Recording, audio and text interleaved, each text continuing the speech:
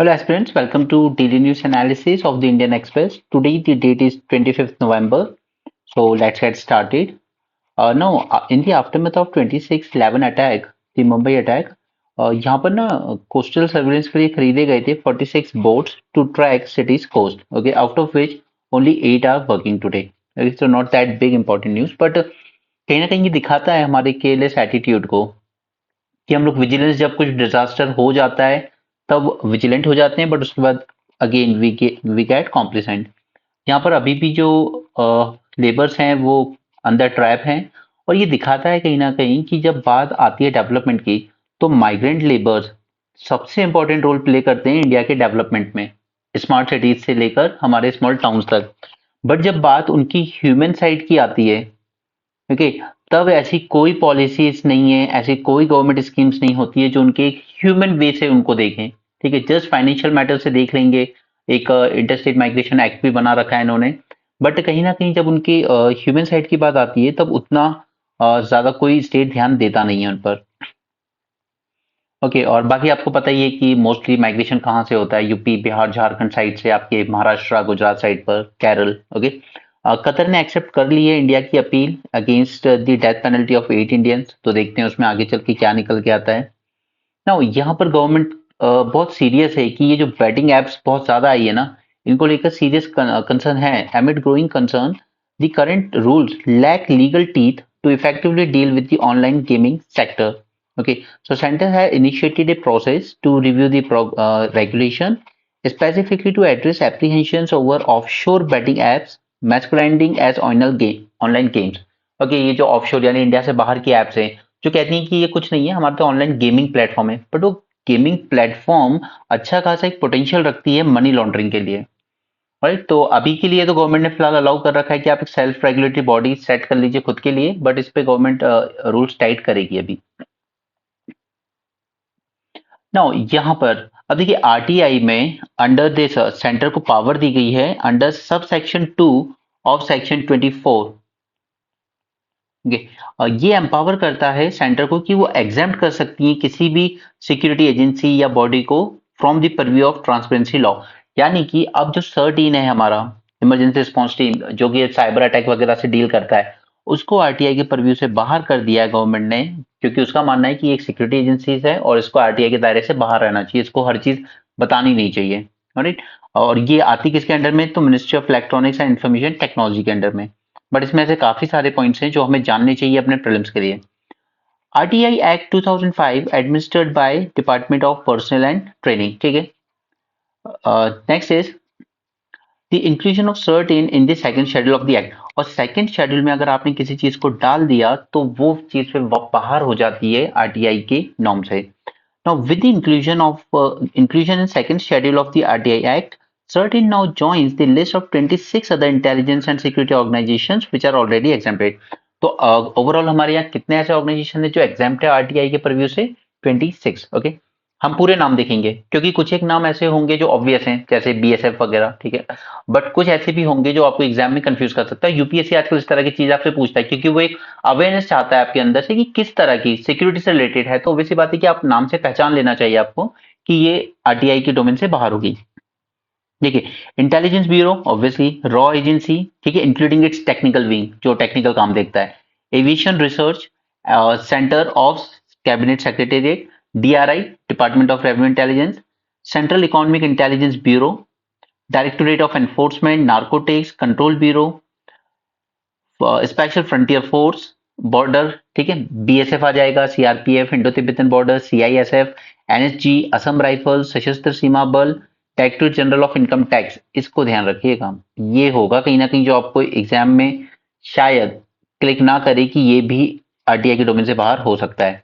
Okay, फिर NTRO, FIU financial intelligence unit, special protection group, DRDO, border road development, national security council secretariat, CBI, NIA, national intelligence grade and strategic forces command.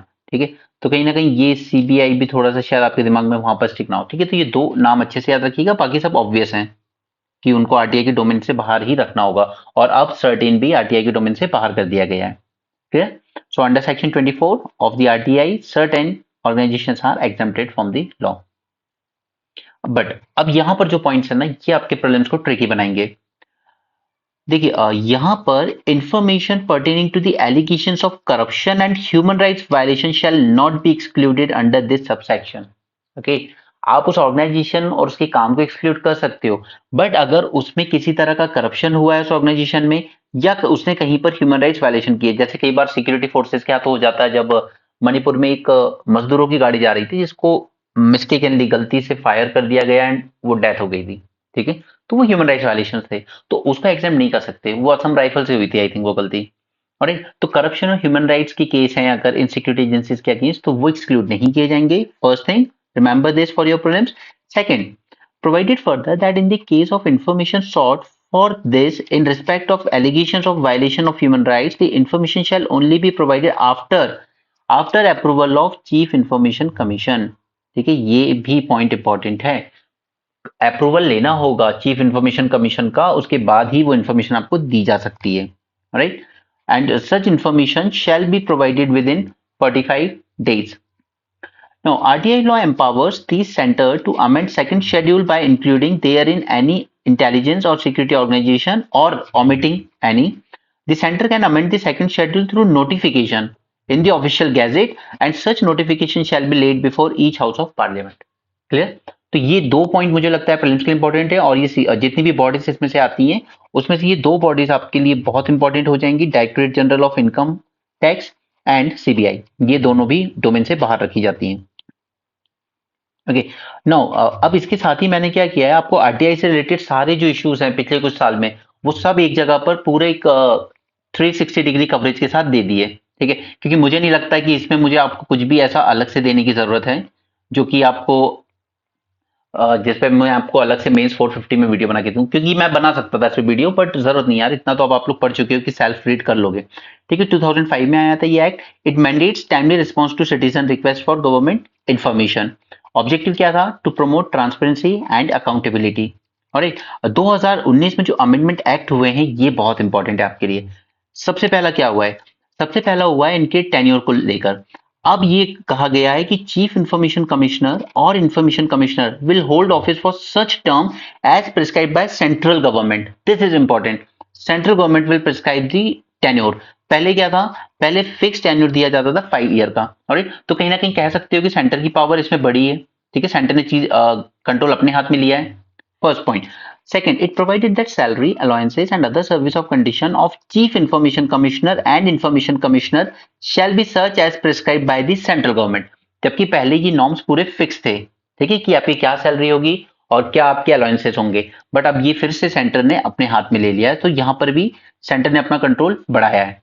Next, before this amendment the salary allowances and other service conditions of chief information commissioner was similar to chief election commissioner. और chief election commissioner क्या है? ये एक तरह की constitutional body है, ठीक है, यानी कि इसका स्टेटस भी हाई था। उस टाइम चीफ इंफॉर्मेशन कमिश्नर का स्टेटस किसके बराबर हो गया? चीफ इलेक्शन कमिश्नर, यानी कि कॉन्स्टिट्यूशनल बॉडी के बराबर।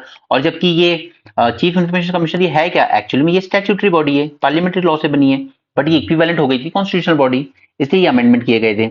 ओके, एंड इंफॉर्मेशन कमिश्नर का स्टेटस होता था similar to election commissioner. It removed the provision regarding deductions in the salary of Chief Information Commissioner and State Information Commissioner भी। Okay, State Information Commissioner, State Information Commissioner due to pension or any other retirement benefits received by them for their previous government service। तो उसने ये provision भी हटा दिया है। अब ये क्रिटिसिज्म क्या है इस अमेंडमेंट का, कि यहाँ पर आपने डाइल्यूट कर दिया इस लॉ को, giving more power to central government, okay, ताकि वो इंडिपेंडेंटली फंक्शन नहीं कर पाएंगे। तो ये अमेंडमेंट की ये 2-3 प्रोविजन याद रखिएगा अपने प्रीलिम्स के लिए। नेक्स्ट, इसमें इसे आरटीआई एक्ट में इश्यूज क्या आते हैं? सबसे पहला, non compliance of proactive disclosure. तो ये कई बार पता है ऐसी ऐसी इन्फॉर्मेशन भी जो इजीली ऑर्गेनाइजेशन को पहले से ही अपनी वेबसाइट पे डाल देनी चाहिए थी, ऐसी इन्फॉर्मेशन के लिए भी एप्लीकेशन देनी पड़ती है। ओके, जबकि कहा जाता है कि जितना हो सके आप प्रोएक्टिव डिस्क्लोजर कीजिए, ताकि उनको एप्लीकेशन फाइल करने की जरूरत ही ना पड़े, उनको इन्फॉर्मेशन चाहिए वो वहां से ले सकते हैं वेबसाइट से।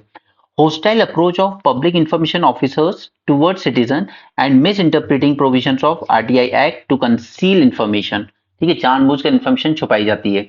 Lack of clarity on what public interest is and right to privacy। Then there is lack of political will and poor infrastructure। Political will का सबसे बड़ा एग्जाम्पल है कि जो कोविड फंड बनाया गया था, ठीक है, इसमें पूरी पब्लिक ने डोनेट किया था, आम लोगों ने डोनेट किया था, लेकिन जब बात आई कि इसमें कितना पैसा आया बताइए और कहाँ कहाँ खर्च हुआ बताइए, तो कह दिया गया कि नहीं नहीं, ये आरटीआई के डोमेन में नहीं आएगा। ओके, तो ये पॉलिटिकल विल दिखाता है। Rejection of information request made by active citizens on important matters of public importance, बहुत ज्यादा रिजेक्शन होते हैं। इवन कंप्लेंट की जो फाइलिंग अब भी बहुत ज्यादा होती जा रही है, बहुत सारी पेंडिंग कंप्लेंट्स पड़ी हुई हैं। और आपको याद होगा कि कई बार तो 7-7 मंथ तक चीफ इन्फॉर्मेशन कमीशन की पोस्ट वैकेंट पड़ी रही थी, ठीक है, फिल ही नहीं की थी गवर्नमेंट ने। Then there are covert means of attacks and threats against RTI activist, काफी काफी मर्डर्स हुए हैं, ठीक है, कुछ एक फेमस केस भी हैं महाराष्ट्र के, I don't remember name of those people.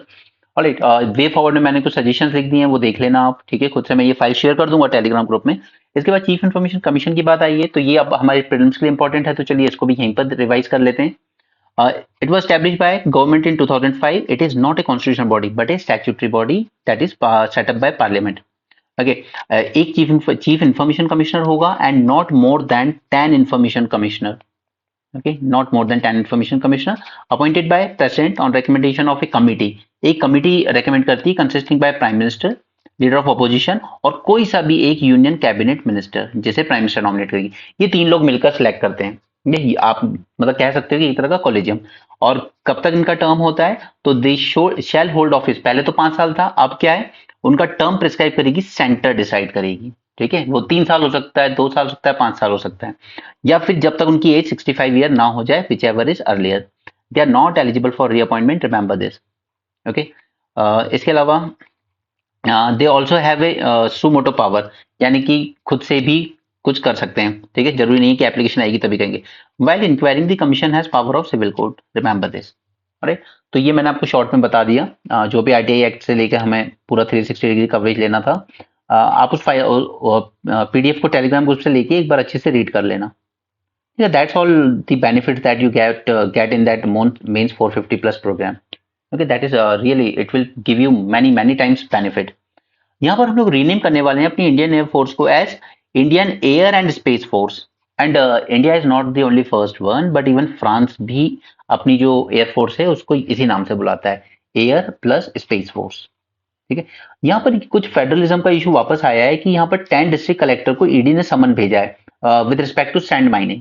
अब देखिए ये सब, ये जो मिनरल एक्सप्लॉइटेशन वगैरह जो है ना, ये सब आता है आपका regulation of mines and minerals, जो कि स्टेट की ज्यूरिसडिक्शन में आता है। अब स्टेट ज्यूरिसडिक्शन में अगर सपोज कीजिए कि आप स्टेट सैंड माइनिंग को लेकर कुछ करप्शन हुआ भी है, तो उसमें ईडी का राइट नहीं बनता, वो स्टेट गवर्नमेंट को खुद हैंडल करना होगा, यानी कि सीधे सीधे केस बनता है स्टेट फेडरलिज्म का।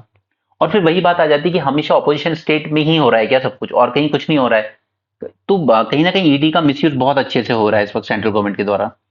Next is domestic production is the way to bring down cost of rare disease drugs. चलिए इनके बारे में जानते हैं। पहले रेयर डिजीज होता है क्या है? It is a condition considered to be a rare disease if its prevalence is less than 1 case per 1000 population. Around 6 to 8% of the population is estimated to have rare disease, meaning 8.4 crore to 10 crore Indians are living with these conditions, for which treatments either do not exist or therapies are extremely expensive. Cost हमेशा से ऐसे disease में एक बहुत बड़ा hindrance create करती है. With cost being one of the major hurdles in treatment of rare disease, Indian drug companies have started manufacturing medicines for at least 4 conditions. ठीक है, अब ये 4 नाम हैं आपके rare disease के। Tyrosinemia type 1, Gaucher's disease, Wilson disease and Dravet-Lennox Gastaut syndrome। इन चारों disease के नाम याद रखिएगा, अगर कभी प्रीलिम्स में आ जाए तो दे आर रेयर डिजीज। इसके अलावा क्या किया है गवर्नमेंट ने कहा है इंडस्ट्री को कि please produce an oral solution for hydroxyurea needed for treatment of children up to 5 years suffering from sickle cell disease. अभी सिकल सेल डिजीज में आपको भी डिटेल में दिखाऊंगा, ठीक है। कैप्सूल और टैबलेट सोल्यूशन तो मौजूद है इसके लिए, हाइड्रोक्सी यूरिया के लिए, ठीक है, बट हम चाहते हैं ओरल सॉल्यूशन भी डेवलप किया जाए इसका। गॉचर डिजीज की बात है तो it is a condition that leads to fatty deposit on liver, spleen and bones leading to increase risk of fractures. Okay, that is Gaucher disease. Trentine capsules used for the treatment of Wilson disease, where there is excess deposition of copper in cornea, liver, and brain, leading to psychiatric symptoms. Now, the imported, okay, ये imported दवाई है Nitisinone capsules used for treatment of Tyrosinemia 1. ये एक metabolic condition होती है where body cannot break into break amino acid because of missing enzyme leading to its accumulation in the liver and serious causing serious disease. तो please ये इन तीनों के बारे में थोड़ा सा याद रखिएगा कि डिजीज में होता क्या क्या है. This one, then second is this Wilson disease, okay, and the third one is Gaucher disease. इन तीनों के बारे में बस इतना याद रखिएगा कि इन बीमारियों में होता क्या है. अब मैं लेकर आता हूं आपको यहाँ पर सिकल सेल होता क्या है, इसके बारे में थोड़ा सा जान लेते हैं. बाकी आप पीडीएफ से सेल्फ रीड कर. देखिए हमारे ये जो ये होते हैं ना, ये जस्ट एकदम सर्कुलर उसमें होते हैं, स्मूथली फ्लो करते रहते हैं. बट किसी भी डिफॉर्मिटी की वजह से इनका शेप कुछ इस तरीके से हो जाता है जैसे वो सिकल होता है ना, उस तरीके. It's a group of disorder that cause red blood cells to become misshapen and break down. Okay, हमारे जो आरबीसी होते हैं इनका शेप यहाँ पर चेंज हो जाता है. This cells die early living a shortage of healthy red blood cells and can block blood flow causing pain. Types: sickle cell anemia, sickle cell crisis. Dysfunctional red cells due to abnormal hemoglobin, and sickle cell crisis होते हैं when there is blockage of blood vessels causing severe pain or organ damage. Okay, तो इसको पूरा detail में देखेंगे. Sickle cell disease, it is a chronic single gene disorder. Single gene का क्या मतलब है, ये अभी इंडियन एक्सप्रेस के डिस्कशन में ही एक्सप्लेन पेज पर आएगा, तब और देखेंगे इसको डायग्राम के साथ. Single gene disorder causing debilitating systematic syndrome characterised by chronic anaemia, acute painful episode, organ infarction and chronic organ damage. Symptoms क्या होते हैं इसके? Symptoms can vary but some common symptoms are chronic anemia. ठीक है, ये देखने को मिलेगा. fatigue, weakness, paleness होती है आपको. Painful episode, पर देखिए एक तो ये सबसे ज्यादा होता है ट्राइबल पॉपुलेशन में. These can cause sudden and intense pain in the bones, chest, back, arms and legs. It can delay your growth as well as puberty. Treatment is blood transfusion. इससे आपको थोड़ा सा एनीमिया में relief मिलेगा. Okay, it will reduce the risk of pain crisis. और ये बात आ जाती है हाइड्रोक्सी यूरिया की, जो हमने अभी न्यूज में देखा. Okay, this is medication that can help reduce the frequency of painful episode and prevent some of the long term complications of the disease. It can also be treated by bone marrow और stem cell transplantation. Government ने क्या initiative लिए हैं इसके? तो government release a technical operational guidelines for prevention and control of hemoglobinopathies in 2016, including for sickle cell anemia. Integrated centers have been established in 22 tribal districts. I told you tribes में सबसे ज्यादा होता है. 22 tribal districts for treatment and diagnosis. The state hemoglobinopathy mission established किया गया है मध्य प्रदेश में to address the challenges in screening and management of disease. अब इसी से मिला जुला एक और बीमारी होती है जिसे हम कहते हैं thalassaemia. Thalassemia is also a genetic blood disorder. Okay? It is characterized by abnormal production of hemoglobin in the body. The abnormality result in improper oxygen transport. Oxygen transport नहीं हो पाती आपकी बॉडी में and it leads to destruction of red blood cell. It has wide-ranging effects on the human body like iron overload, bone deformities, and in severe cases can cause heart disease. The disease has no cure and people living with thalassemia require regular blood transfusion तो अपनी life को थोड़ा सा लंबा करने के लिए, but again बहुत कॉस्टली हो जाता है. It is a blood disorder passed down through families in which body makes an abnormal form of haemoglobin. This result in excessive destruction of red blood cell which leads to anaemia. Okay, it occurs when there is a defect in the gene that helps control production of one of these proteins, that is alpha globin and beta globin. अगर ये दो word आ जाए ना सिर्फ exam में तो please याद रखिएगा ये थैलेसीमिया से रिलेटेड है. पहले किया है बी सेल टी सेल पूछा था यूपीएससी ने सिंपल सा 2022 में कि ये क्या है, किस चीज से रिलेटेड है, क्यों न्यूज में था वो. ओके, तो इस तरह की चीजें हो तो यहाँ से ये सब पढ़ लेना. जैसे जैसे ये alpha thalassaemia, it occurs mainly in people from South East Asia, okay, Middle East, China and those of African. Beta thalassaemia commonly in people of Mediterranean origin and to lesser extent Chinese other and so on. Alright, चलिए newspaper पर वापस आते हैं. I am going bit faster, okay, क्योंकि मैं अब आज से ही मैंने ये इतना एक्स्ट्रा कंटेंट इसमें ऐड करना शुरू किया. सो आई डोंट वांट कि आपका लेक्चर 30-40 मिनट से ज़्यादा स्ट्रेच हो, वो फिर आपका दूसरी चीज़ों में टाइम खराब करेगा. ओके, यहाँ पर तालिबान से भी प्रेशर आ रहा था और इंडियन गवर्नमेंट भी कोऑपरेट नहीं कर रही थी. तो अफगानिस्तान यानी जो रिपब्लिक ऑफ अफगानिस्तान था जो पहले, उसने अपनी एम्बेसी फाइनली क्लोज ही कर दी है. ओके, क्योंकि कहीं से भी कोऑपरेशन नहीं मिल रहा था उसे. अब तालिबान आगे क्या स्टेप लेता है वो टाइम बताएगा. चलिए, यहाँ पर माइग्रेंट्स को लेकर ये आर्टिकल है. पूरा तो हमारे लिए जरूरी नहीं है बट कुछ बातें हम लोग इसमें से कैच करेंगे. जैसे 35 to 40% of Indian population takes part in internal migration, right. 35 to 40% internal migration. Now inter state migration की बात करें तो workers move from poor state such as Bihar, UP, Jharkhand to rich and more industrialised one such as Kerala, Maharashtra, Punjab and Karnataka. The low level of formal sector employment that is only around 22%. Okay, तो सबको तो formal sector में job मिलती नहीं, जैसे पुणे बैंगलोर में जाते हैं लोग जॉब करने इंजीनियरिंग वगैरह करके, तो अल्टीमेटली उनको क्या है, इनफॉर्मल जॉब्स में ही जाना पड़ता है किसी तरह की. और ये सब मोस्टली जब होता है जब vagaries of agriculture production system are significant cause for circular migration. Agriculture fail हो जाए तो फिर वो शहर में जाके काम करना पड़ता है. सिर्फ एक एक्ट है, interstate migrant worker workman act 1979, to address the needs of around 37% of the population. उनकी housing, health care, minimum wage, prevention of discriminatory practices, remuneration between local and migrants. Okay, तो जनरली ये slip कर जाते हैं through legal protection, क्योंकि नहीं ध्यान दिया जाता इनकी नीड्स पर लीगली एटलीस्ट. ऑलराइट, तो वो बस कुछ एक पॉइंट्स है जो शायद कभी काम आ जाए. हाँ, वापस से आते हैं सिकल सेल पे.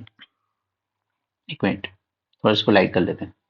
ऑलराइट, नाउ ये जो रेवोल्यूशनरी जीन एडिटिंग थेरेपी जिसको यूएस में सॉरी यूके में रेगुलेशन अप्रूवल मिला है, it brings a hope for millions of sickle cell anaemia patients across the world. Okay, India की बात करें तो 30 से 40 हजार बच्चे हर साल पैदा होते हैं with this disorder. UK became the first country to approve the use of Casgevy. इसका नाम याद रखिए पहले तो, ठीक है. अगर कभी डायरेक्ट वर्बेटिम बेस्ड क्वेश्चन आ गया तो यू शुड अंडरस्टैंड कि ये कैसगेवी क्या है. ये एक तरह का ट्रीटमेंट है जो सिकल सेल एनीमिया को सॉल्व करने की प्रॉमिस करता है एटलीस्ट. ओके, और ये टेक्निक आपने कैसे डेवलप की है? By using gene editing tool CRISPR Cas9. 2019 में सिंपल क्वेश्चन आया था, CRISPR Cas9 क्या है? तो it is a gene editing scissor. Now अभी तक हम लोग जो मेथड यूज करते हैं सिकल सेल के लिए, वो क्या करते हैं, या तो कीमोथेरेपी देते हैं या हाइड्रोक्सी यूरिया, जो अभी हमने ऊपर देखा, which reduces the frequency of complications in patients. Now, UK regulator decision was based on Casgevy's impressive ability to eliminate painful inflammatory attacks in more than 90% of trial participants. So that is really good news for the world. Okay, so हो सकता है कि US का जो FDA है वो भी इसको जल्दी अप्रूवल दे दे, बट इसकी कॉस्ट अभी तक ऑफिशियली डिक्लेयर नहीं की गई है, बट अंदाजा लगाया जाता है कि इसकी कॉस्ट करीब करीब $2 मिलियन हो सकती है. अब अगर आप इस 20 लाख डॉलर को मल्टीप्लाई बाय 85 करोगे तो ये बहुत महंगा होगा, बहुत कॉस्टली होगा. Now in sickle cell disease, oxygen carrying protein in RBC, that is hemoglobin, is compromised. Okay, normal होता है वो डिस्क शेप होता है, अभी मैंने आपको मैप उसमें दिखाया था डायग्राम में, ठीक है. डिस्क शेप होता है, फ्लेक्सिबल होता है, आसानी से फ्लो होता रहता है बॉडी में. Okay, so they move through blood vessels easy, but when they lose oxygen the cell assume a crescent shape, sickle type का, and they die much more rapidly than the normal counterpart. Their shape makes the sickle cells stick to blood vessels, blocking the movement of oxygen-carrying blood and leading to life-threatening conditions. Patients become ultimately anemic. The disorder is genetic. Casgevy does not remove the mutation. Okay, remember this point. ये जो नई technique है Casgevy, वो इस mutation को नहीं रोक रही है, which is the root of this disease, but it's designed to compensate for the hemoglobin by reviving the fetal hemoglobin which gets switched off shortly after birth. All right. Now, India की बात करें तो India has second highest burden of sickle cell disease. Okay, second highest, first मत मार देना. Thalassaemia में हम लोग फर्स्ट हैं, बट सिकल सेल में सेकंड है. ओके, मोस्टली ट्राइबल पॉपुलेशन में होता है. बजट 23 में, ध्यान दीजिए, बजट 23 में हम एक प्रोग्राम लेकर आए थे, national sickle cell anaemia elimination programme to address the challenges posed by this disorder. Now it aims to eliminate the disease by 2047. ये टारगेट भी याद रखिए, मैंने आपको सबके टारगेट याद करवा रहा हूँ. टीबी हो, एड्स हो, सिकल सेल एनीमिया हो, मलेरिया हो, इन सबके टारगेट हमें याद रखने हैं, ठीक है. मैच द फॉलोइंग में किस साल आ गया अगर प्रीलिम्स में, तो फिर परेशान हो गया.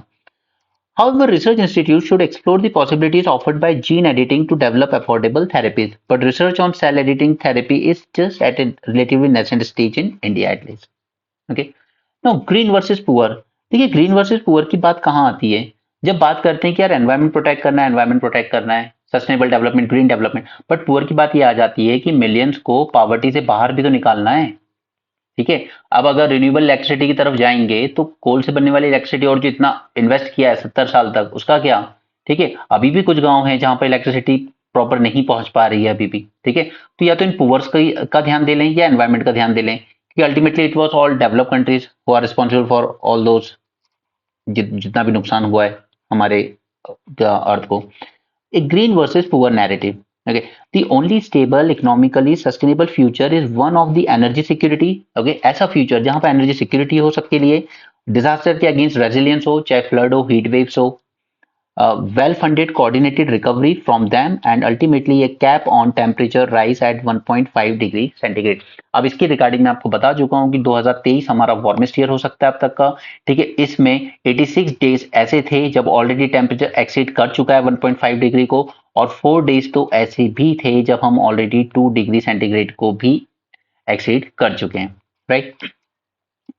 फॉसिल फ्यूल, फॉसिल फ्यूल के साथ सबसे बड़ी प्रॉब्लम यह है कि वर्ल्ड ओवर इन पे बहुत हैवी सब्सिडी दी जाती है। ठीक है, अब तो इंडिया ने एलिमिनेट कर दिए, चलो कैरोसिन, पेट्रोल, डीजल सब पे, बट ये दी जाती थी। ओके, तो ये सब्सिडी एक तरह से क्या कर रही है कि ये तो और आपको डिसइंसेंटिवाइज कर रही है रिन्यूएबल एनर्जी की तरफ शिफ्ट करने में। ओके, आप उधर शिफ्ट करना चाहिए था आपको, ये सब्सिडी में जो आप पैसे खर्च कर रहे हो वर्ल्ड ओवर, ये आपको इधर शिफ्ट करने की जरूरत थी।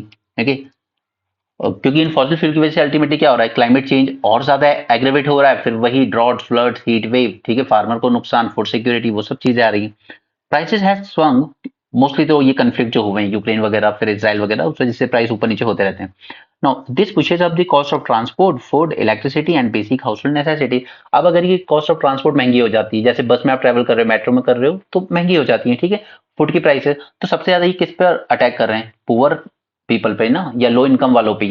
तो अल्टीमेटली आप ये जो फॉसिल फ्यूल पे सब्सिडी देते हो, ये मिडिल, आप सोचते हो कि इससे मिडिल, जो लोअर मिडिल क्लास है, ठीक है, कम इनकम वाले हाउस होल्ड है, उनको आप सपोर्ट कर रहे हो, बट नहीं, इनडायरेक्टली तो आप उनकी लाइफ और मुश्किल बना रहे हो। ठीक है, ट्रांसपोर्ट आपका महंगा हो जाता है, फूड महंगा हो जाता है, and so on. Now high energy prices also shrink profit margin of the business, वो तो होता ही है। Now it hurt economic growth and impede the right to energy access across the world. The inflation hurt the poorest household the most. This year will likely to be the hottest year in 1,25,000 years of history. More destructive storms देखे गए हैं, Amphan, cyclone Amphan, unpredictable rains, ठीक है, हमारे यहाँ north India में almost सब जगह फ्लड आया था। हीट वेव्स, ओके, पंजाब में आई थी इन फरवरी मंथ, और हमारे वीट प्रोडक्शन को 20% तक डिक्रीज भी हुआ था wheat production.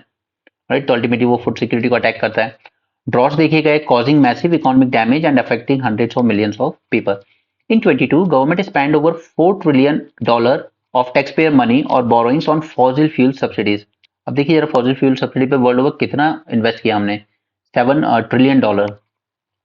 This could have been used to improve healthcare, building infrastructure, including renewable energy, grids, and expand social programs to alleviate poverty.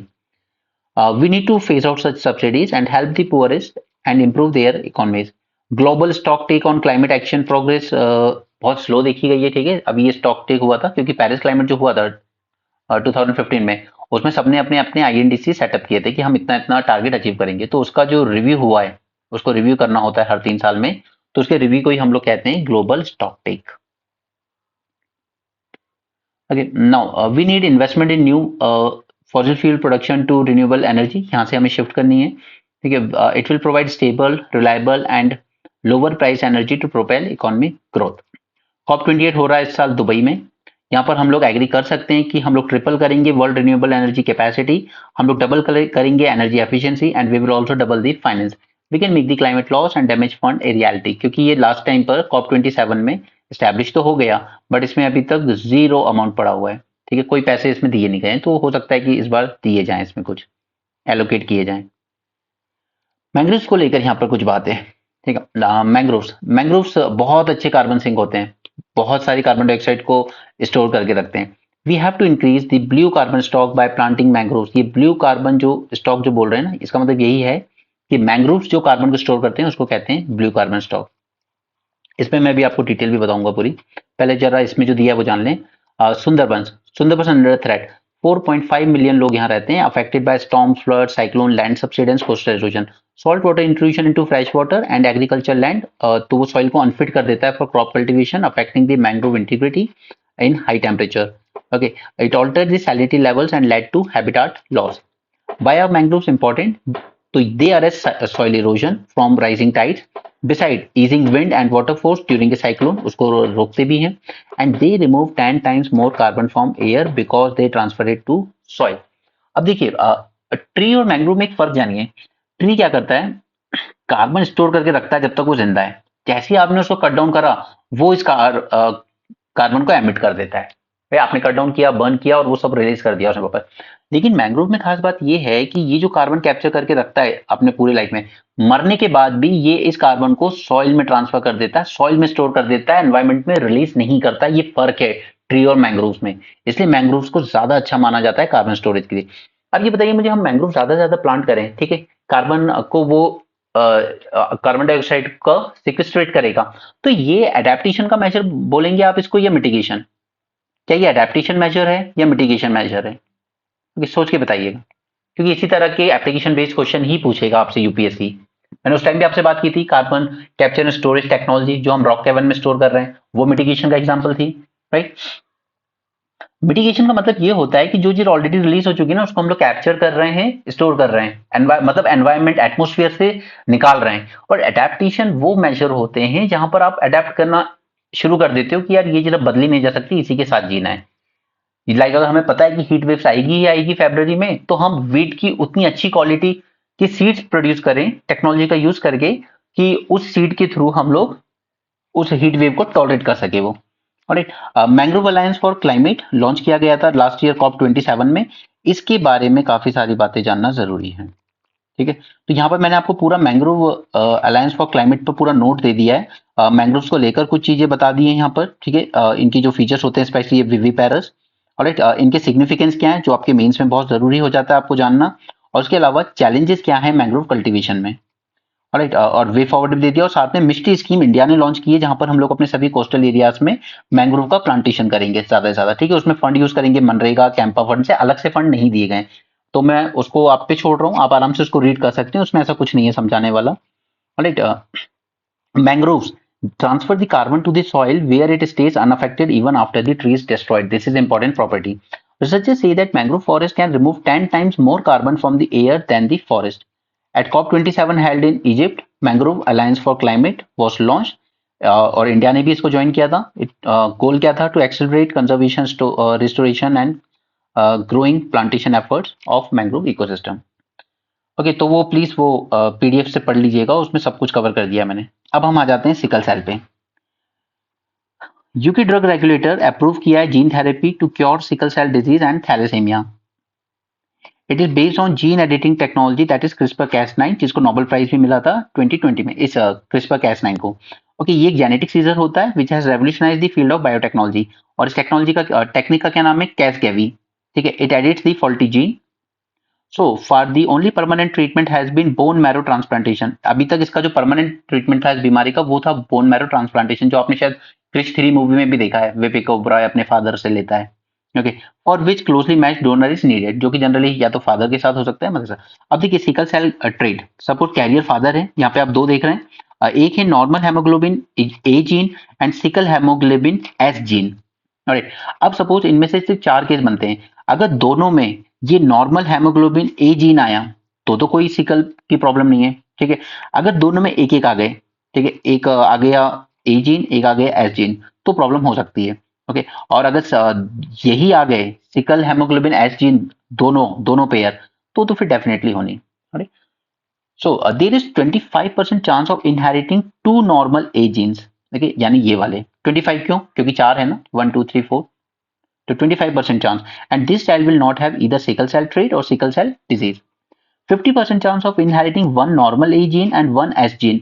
This child will have sickle cell trait and be a carrier. And 25% chance of inheriting 2S gene, child will have sickle cell disease. Okay. Each time the couple has a child, chances of the child having sickle cell disease remain same. तो ऐसा नहीं है कि पहले बच्चे में हो गया तो दूसरे में नहीं होगा, ऐसा कुछ नहीं है, ठीक है, वो हो सकता है बाद में भी। ओके, ये आप शेप देख ही रहे हैं यहाँ पे, ये देखिए सीजल जैसे हो गए हैं ये, और यहाँ पे ये पूरे राउंड हैं, तो कोई दिक्कत नहीं, आराम से फ्लो होते रहते हैं। Okay, how does this therapy work? देखिए पहले तो बोथ सिकल सेल डिजीज या thalassaemia they are caused by errors in the gene for haemoglobin, तो जेनेटिक डिसऑर्डर है। Haemoglobin a protein in the red blood cell that carry oxygen organ to organs and tissue. ये therapy use patients own blood stem cell, patient के अपने blood stem cell को use करेगी, okay, edit करेगी उनको using CRISPR-Cas9, okay. A gene called BCL11A which is crucial for switching from foetal to adult, ये gene होता है जिस वजह से आप डेवलप होते हैं फर्टल से लेकर एडल्ट तक, ओके, आपका हेमोग्लोबिन, एंड इसको टारगेट किया जाएगा।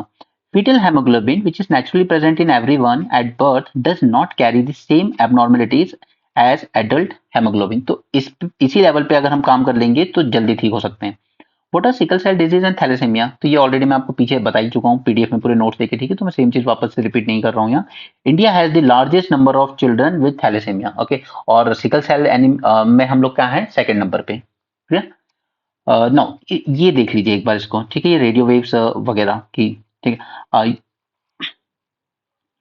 सबसे ज्यादा जो वेवलेंथ होती है, सॉरी, सबसे ज्यादा वेवलेंथ जो होती है वो होती है रेडियो वेव्स की, और फ्रीक्वेंसी सबसे कम, क्यों? क्योंकि हम लोग कहते हैं ना, wavelength is inversely proportional to frequency, right. तो radio waves with largest wavelength, तो फिर सबसे कम उसकी फ्रीक्वेंसी हो जाएगी।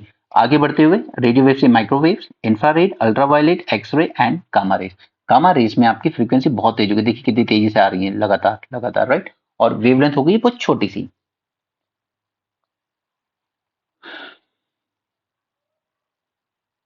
और यहाँ पे इंडिया ईयू ने साइन किया है सेमीकंडक्टर पैक्ट, क्योंकि हमारा अल्टीमेटली पूरा फोकस क्या है, सेमीकंडक्टर की डोमेस्टिक मैन्युफैक्चरिंग हमें बढ़ानी है, हमें एक हब बनना है। और ये डिसीजन कहाँ पे लिया गया है? ये लिया गया है second India EU trade technology council में। Okay, MoU on cooperation on semiconductor investment joint venture and technology partnership. Okay, बाकी ये सब वही, Gaza, Hamas release 24 hostage, Israel free 39 prisoners. तो वो सब वही न्यूज़ है, बाकी की स्पोर्ट्स न्यूज़ है। ओके, सो पीडीएफ में आपके साथ अपने ग्रुप में शेयर कर दूंगा, वहां से उसको पढ़ लीजिएगा प्लीज, क्योंकि कोशिश हमेशा यही कीजिए कि सिर्फ न्यूज़पेपर से काम नहीं बनेगा, हमें हमें क्या करना है, न्यूज़पेपर के साथ साथ पूरा 360 डिग्री कवरेज लेकर चलना है हर न्यूज़ का।